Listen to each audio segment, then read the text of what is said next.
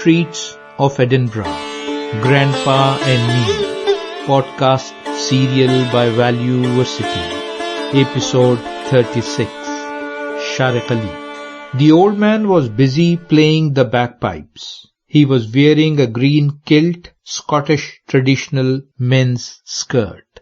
Yani Apa was recounting the Edinburgh Youth Festival. She said, "Enjoying deep clouds and the pouring rain all the way, we reached the Royal Mile.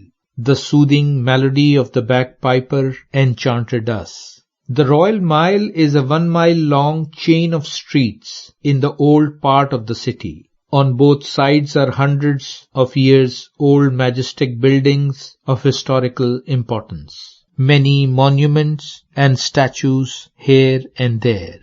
A rocky brick road passes between, ending at the fort. We made a video of the old bagpiper, praised him with few words, put pound coins into his box and moved on. On our way to the castle, the host told us the horrible story of Maggie Dickson. For murdering a child, she received the punishment by hanging in the square.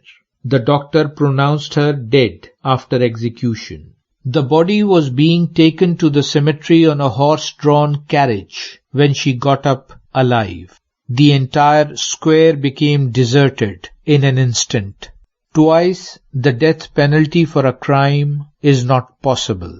Thus she survived.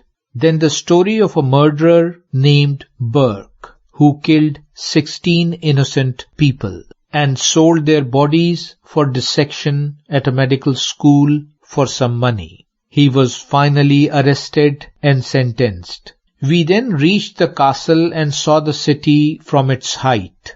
On one side were the modern shopping centers on Princess Street. Opposite to this were ancient buildings with hundreds of years of history. Norman rulers built the castle on several thousand years old volcanic rocks. It is 120 meters high. It started in the 12th century and took 500 years to complete. The main entrance is on the east side.